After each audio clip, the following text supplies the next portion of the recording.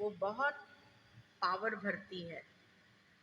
परंतु अगर हम धार्मिक उसमें जाते हैं मंदिरों में, तो वहाँ भी हमको अपना आदर्श दिखाना चाहिए। हमको याद है एक दफ़े बहनों की वो थी भट्टी, बड़ी बहनों की, तो हम भी गए थे उसमें। तो वहाँ पर दादी पिकनिक पे ले गई सब बहनों को, बसेस की, और उसमें पिकनिक पे ले गई थी। तो हम सब सिरोही गए थे पिकनिक कराने, दादी सिरोही ले गई थी। तो वहाँ मंदिर था राजा का, वो बाहर में बना हुआ था, तो वहाँ दादी ले गई दिखाने के लिए।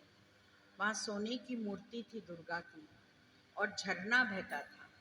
उसके लिए बताते हैं वो कि जब मोहम्मद गजनबी सोमनाथ को लूटकर जा रहा था, तो उसको कोढ़ हो गया था, और वो आकर के इस झरने में स्नान किया था, तो उसका कोढ़ ठीक हो गया था। तो दादी ने वहाँ पर क्या किया, हम तो सब ऐसे पकड़ गए थे, कुछ भी नहीं, पैसे वैसे तो हमारे पास थे नहीं, तो क्या करें, मंदिर में कुछ भी नहीं, सब घूम घाम के आ गए।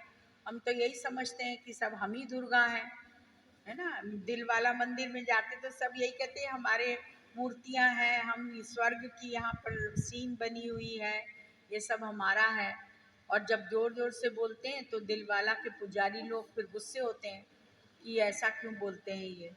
तो जो बात बाबा ने कही वो मन में रखो, दूसरे को बोलने की आवश्यकता ही नहीं है।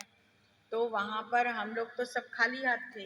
दादी ने प्रत्येक व्यक्ति के हिसाब से 5-5, उस समय 5 की कीमत बहुत थी, 5-5 रुपए सबके अपने उसमें से निकाले, पर्स में से, और वहाँ की भंडारी में डाले।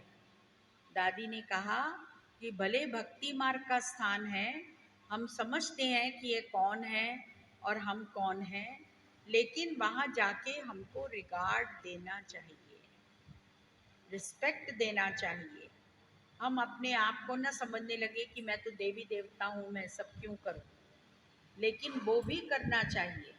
मैंने बहुत सी बातें हमें दादी से सीखने को मिली।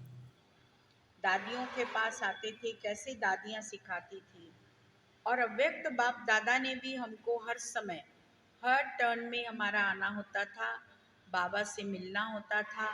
बाबा हर चीज़ हमको बोलता था कि तुम माँ हो।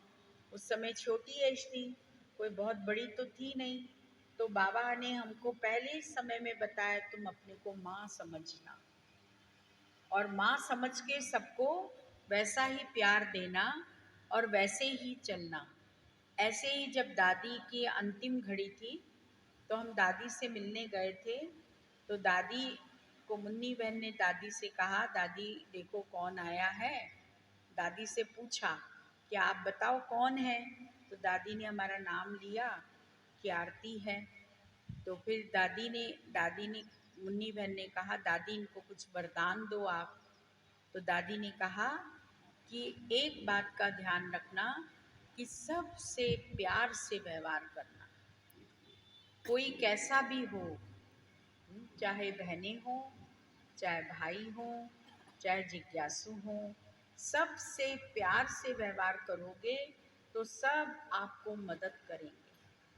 तब से हमने गांठ बना ली थी कि हमको किसी को भी गुस्सा नहीं करना, किसी को भी जोर से नहीं बोलना, तो सबको हम प्यार से डील करते हैं।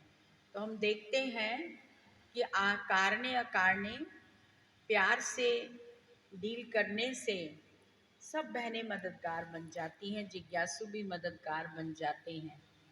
जो थोड़े से बिगड़े हुए होते हैं वो 4 शब्द सुनाएंगे ज़रूर, लेकिन हम सुनते हुए भी नहीं सुनते। बाबा ने कहा है ना, सुनते हुए भी मत सुनो, देखते हुए भी मत देखो, हाँ, कोई बात ऐसी बोलो मत। तो बाबा हम सब बातें भुलवा देता है, याद नहीं रहने देता कि आपने ये बात उस समय कही थी, इतनी हमको याद नहीं है। जब हमको बोला गया आप अपना अनुभव सुनाओ, तो अनुभव की बातों को याद करने में बहुत टाइम लगा कि बाबा के साथ के अनुभव क्या है, क्योंकि सब फुल स्टॉप लग चुका था।